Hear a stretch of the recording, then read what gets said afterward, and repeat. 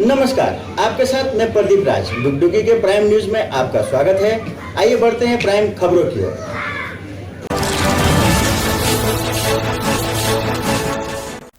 दुमका विधानसभा seat के लिए हो रहे उपचुनाव के लिए झारखंड मुक्ति मोर्चा प्रत्याशी बसंत सोरेन ने सोमवार को 2 सेट में अपना नामांकन पत्र दाखिल किया। निर्वाची पदाधिकारी सह अनुमंडल पदाधिकारी महेश्वर महतो के कार्यालय में बसंत सोरेन ने अपना नामांकन पत्र दाखिल किया। बता दें कि बसंत सोरेन झारखंड के मुख्यमंत्री हेमंत सोरेन के छोटे भाई हैं। हेमंत सोरेन द्वारा त्यागपत्र देने के कारण दुमका की सीट खाली हुई है। अपने भाई के नामांकन के पहले ही मुख्यमंत्री हेमंत सोरेन भी प्रतिनिधि मंडल के 2 सहयोगियों के साथ दुमका पहुंचे थे, लेकिन नामांकन के समय वे बसंत सोरेन के साथ नहीं थे। नामांकन के बाद हेमंत सोरेन ने पत्रकारों से बातें करते हुए दुमका एवं बेरमो सीट से जीत का दावा किया। इस मौके पर बसंत सोरेन और बेरमो से गठबंधन के प्रत्याशी कांग्रेस के अनूप लाल सिंह के साथ मंत्री आलमगीर आलम एवं सत्यानंद भोक्ता भी उपस्थित थे। लेकिन आज विशुद्ध रूप से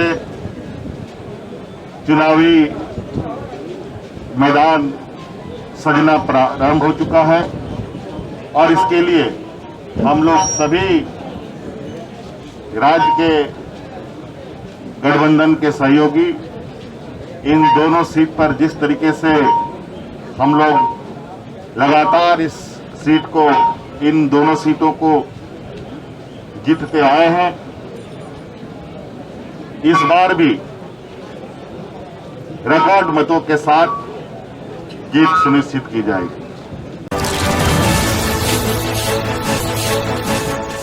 विकास के दावे करते सरकारें नहीं थकती हैं, लेकिन झारखंड का एक ऐसा गांव है जहां बाराती हो या स्कूल के विद्यार्थी या बीमार आदमी, सभी को खाट पर लेटकर ही जाना और आना होता है। आपको अवश्य यह बात गले के नीचे नहीं उतर रही होगी, लेकिन यह 16 आने सच है। गढ़वा जिले के बंशीधर नगर प्रखंड स्थित कोइंदी गांव के खरवारा का हाल 18वीं सदी जैसा ही है। आज भी ग्रामीणों को स्कूल और अस्पताल तक ले जाने के लिए खाट का सहारा लेना पड़ता है। शादी के लिए बाराती और दूल्हा भी खाटों पर लेटकर ही गांव में पहुंचते हैं। छोटी सी नदी पर पुलिया नहीं है, इसलिए नदी पार करने के लिए यहाँ खाट ही एकमात्र सहारा है। ग्रामीण बताते हैं कि बरसात के दिनों में हालत और ख़राब हो जाती है। एम्बुलेंस भी नदी के उस पार ही रहती है। मरीज को खाट पर लिटाकर नदी पार करनी पड़ती है, तब एम्बुलेंस तक पहुँचेंगे। ग्रामीणों ने बताया कि झिझवा जंगल के कोला झिंगी गाँव तक लगभग 6 किलोमीटर लंबी नदी है, लेकिन इतने वर्षों से उस पर एक पुलिया नहीं बन सका।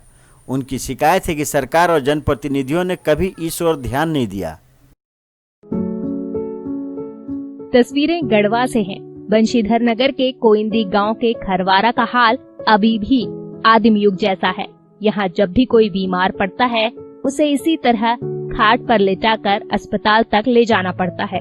इसकी वजह ये है कि रास्ते में पड़ने वाली नदी को पार करने के लिए पुलिया नहीं है और अस्पताल तक जाने के लिए पक्का रास्ता भी नहीं है।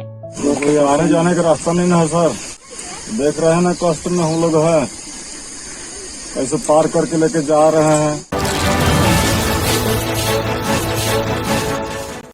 दुर्गा पूजा के आयोजन को लेकर आसनसोल दुर्गा पूजा पुलिस कमिश्नरेट की कुल्टी थाना शांति समन्वय समिति की एक बैठक सोमवार को कुल्टी क्लब में हुई। बैठक में डीएसपी वेस्ट अनामित्रा दास ने कहा कि कोरोना संक्रमण के दौरान राज्य सरकार द्वारा जारी निर्देशों का अनुपालन करते हुए ही दुर्गा पूजा का आयोजन करना होगा। प्रत्येक पूजा कमेटी को प्रशासन से अनुमति लेनी होगी। डीएसपी ने आश्वस्त किया कि पूजा के आयोजन में पुलिस का पूरा सहयोग मिलेगा। उन्होंने स्पष्ट किया कि दुर्गा पूजा विसर्जन के समय कोई जुलूस नहीं निकाली जाएगी। रामनवमी के अवसर पर अखाड़ा निकालने की अनुमति नहीं होगी। पुलिस अधिकारी ने कहा कि परिसर के भीतर अखाड़ा खेल सकते हैं, लेकिन सड़कों पर इसकी इजाज़त नहीं मिलेगी। शांति समन्वय समिति की बैठक में कुल्टी, बड़ाकर, न्यामतपुर, सागतोड़िया के पुलिस पदाधिकारियों के साथ बड़ी संख्या में पूजा समितियों के सदस्य एवं जन प्रतिनिधियों ने भाग लिया।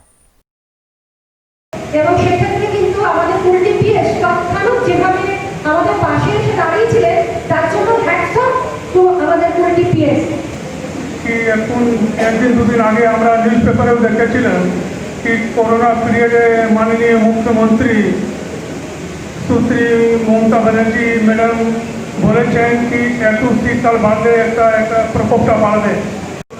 অসুবিধাতে দেখা যাবে বিভাগে দিয়ে রাখি, ওটা আমাদের হাতে নেই, কিন্তু করোনা বিভাগের দায়িত্বটা আমাদেরকে নিতে হবে, আপনাদের নিতে হবে, আমাদের সবাইকে নিতে হবে।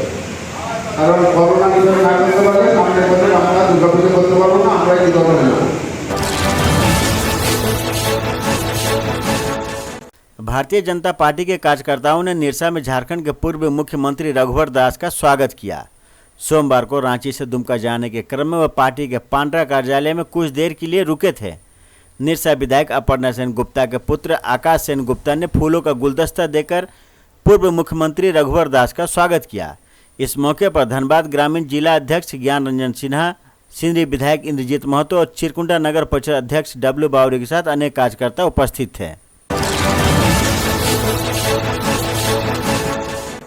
झारखंड के पूर्व मुख्यमंत्री रघुवर दास ने धनबाद जिले में बिगड़ती कानून व्यवस्था पर चिंता जाहिर की।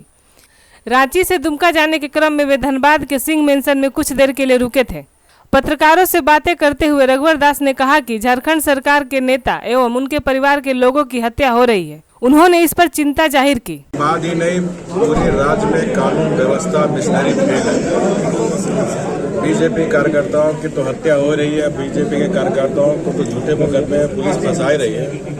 और आज धनबाद जैसे गोला नगरी में सत्तारूढ़ पार्टी के परिवार की हत्या हो रही है। इससे और दुखद बात क्या हो सकती है। अब वक्त हो चला एक छोटे सा ब्रेक का, जाइएगा नहीं, मिलते हैं ब्रेक के बाद। नाम का है रे तेरा? मोदी। क्या? मोदी मस्त नाम है रे। गरीब मांगने वाला नहीं होता है, गरीब देने वाला होता है। हाँ तो 500 दिन 500 चलेगा। अब ये चलता नहीं है तो 216 छुट्टे पैसे नहीं है। 2 साल में फुटी कौड़ी नहीं दिया। हम तेरी मदद तो करना चाहते हैं। जिसका भी पैसा अपने बैंक में रखा है वो उठाइए मत। जान पहचान नहीं है, कैसे उठाऊंगा? कम से कम 40-50 किलो का वजन होगा। आप चिंता मत करो, मैं दिमाग लगा रहा हूं अभी। ब्रेक के बाद एक बार फिर से आपका स्वागत है। आइए बढ़ते हैं खबरों की ओर।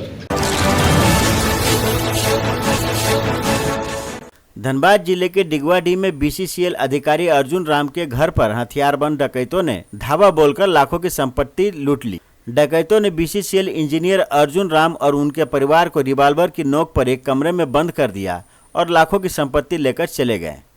अर्जुन राम ने बताया कि डकैतों ने घर में घुसकर पहले बेटे को रिवाल्वर दिखाकर अपने कब्जे में कर लिया। उसके बाद डकैतों ने उनकी पत्नी के गहने और कीमती सामान लेकर चलते बने।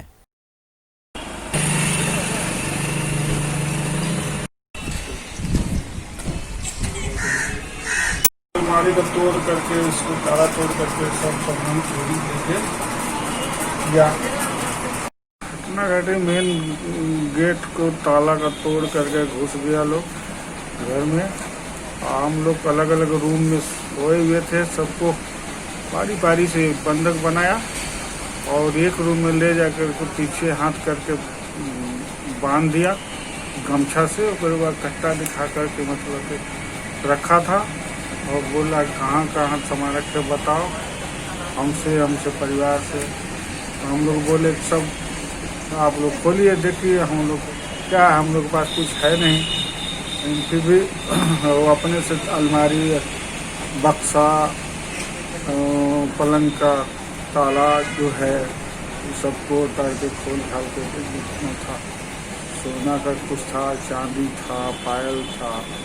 ये लेने के बाद में परिवार पहनी थी अपने गला में और ये मंगलसूत्र, उसके बाद पायल चांदी की तो खींच लिया लोग, सब लोग निकाल लिया लोग हाथ से, पैर से, टांग से। रात में घटना घटी थी, घटना थाना को दी गई है। लोगों का कहना है कि कुछ लोग उनके घर पर आए थे और सामान और पैसे और मोबाइल, सभी पहलुओं पर जांच अभी की जा रही है। सभी बिंदुओं पर छानबीन की जा रही है। प्रयास है इन चीज़ों को हम लोग ऑल इंडिया फॉरवर्ड ब्लॉक ने यूपी के हाथरस में हुए दुष्कर्म के खिलाफ धनबाद में विरोध मार्च निकाला। सोमवार को धनबाद के डीआरएम मोड़ से रणधीर वर्मा चौक तक निकले विरोध मार्च में प्रदर्शनकारियों ने हाथरस दुष्कर्म कांड के दोषियों को अविलंब फांसी देने और केंद्र सरकार की किसान विरोधी कृषि कानूनों को वापस लेने की मांग की। प्रधानमंत्री आवास योजना में देरी क्यों, पर सरकार जवाब दो। प्रधानमंत्री आवास योजना में देरी क्यों, सरकार जवाब दो। 3 वर्षों से वृद्धा विधवा पेंशन पास हुआ नहीं मिला, सरकार जवाब दो। सारा भारत लोग जिंदाबाद। हसरत कांड में दोषियों को फांसी देने के सवाल पर, किसान विरोध विधेयक की वापस लेने के सवाल पर, प्रधानमंत्री आवास योजना में बहुत देरी हो रही है उसके सवाल पर, 3 साल से गरीबों को विधवा वृद्धा पेंशन पास होने के बाद नहीं मिल रहा। इनके अलावा 11 सूत्री मांग को लेकर उपायुक्त कार्यालय के सामने हम लोग प्रदर्शन करने जा रहे हैं।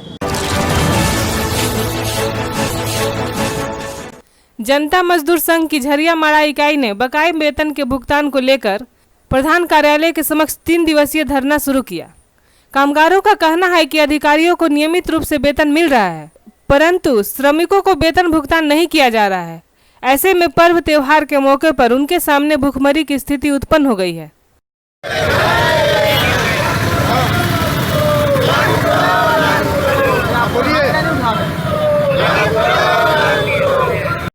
हम सभी कर्मी जो है भूखे मर रहे हैं, दवा और खाने के बिना मरते जा रहे हैं, और पदाधिकारी लोग जो है प्रत्येक माह वेतन ले रहा है, मगर हम लोग का वेतन जो है 2 माह 3 महीना बीच करके 1 माह का वेतन दे रहा है। इसी बीच करते करते 46 माह का बकाया वेतन हो गया है। जब भी माडा प्रबंधन से बात करने के लिए जाते हैं हम लोग, तो कहते हैं कि वित्तीय स्थिति ठीक नहीं, परंतु उनके लिए वित्तीय स्थिति ठीक है कि प्रत्येक माह ले रहे हैं। नया प्लांट बन रहा है, पुराना प्लांट गिर रहा है, मोटर पंप जल रहा है, कोई देखने वाला नहीं है। पूर्व में सरकार जो है हम लोगों को बाजार फीस वेतन के मद में छोड़ देते थे, मगर ये सरकार जब से बनी है तब से हम लोग को दर के ठोकर खाने पर मजबूर कर दिया।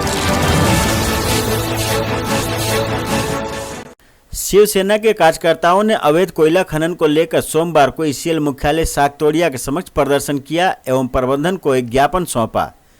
इस मौके पर कार्यकर्ताओं को संबोधित करते हुए शिवसेना के पश्चिम बर्धमान जिला अध्यक्ष अभिषेक कुमार सिंह ने भारतीय जनता पार्टी के आसनसोल सांसद और केंद्रीय मंत्री बाबुल सुप्रियो की जमकर आलोचना की। उन्होंने आरोप लगाया कि सांसद महोदय कोयला चोरी रोकने को लेकर गंभीर नहीं है। उन्होंने ईसीएल के उप सुरक्षा प्रमुख तथा टास्क फोर्स प्रभारी राजा पाल के हस्तांतरण का विरोध किया। कोयला चोरी और एक अधिकारी के तबादले को लेकर शिवसेना द्वारा प्रदर्शन करना स्थानीय लोगों को चकित कर रहा है। धनबाद कला निकेतन के कलाकारों ने नुक्कड़ नाटक के माध्यम से लोगों को कोरोना संक्रमण से बचाव के उपाय बताए। सोमवार को विवेकानंद चौक पर जिला प्रशासन की पहल पर कलाकारों ने नुक्कड़ नाटक का मंचन किया। कला निकेतन के डिस्ट्रिक्ट कोऑर्डिनेटर आशीष प्रसाद सिन्हा ने बताया कि जिला प्रशासन के द्वारा कोरोना संक्रमण को लेकर शहर के विभिन्न स्थानों पर नुक्कड़ नाटक के माध्यम से लोगों को जागरूक करने की कोशिश की जा रही है।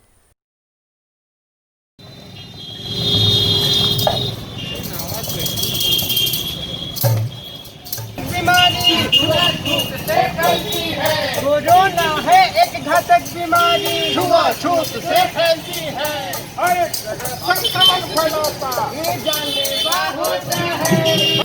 आज कोविड-19 पर आधारित ये जिला प्रशासन उपायुक्त कार्यालय धनबाद के आदेशानुसार कला निकेतन की ओर से हम लोग आए हैं और ये जागरूकता फैलाने आ रहे हैं कि इस बीमारी से कैसे निजात पाना है, बीमारी से लड़ना है, लड़कर इसे दूर भगाना है। इस संदर्भ में हम लोग गीत और नुक्कड़ नाटक लेकर के आए हैं।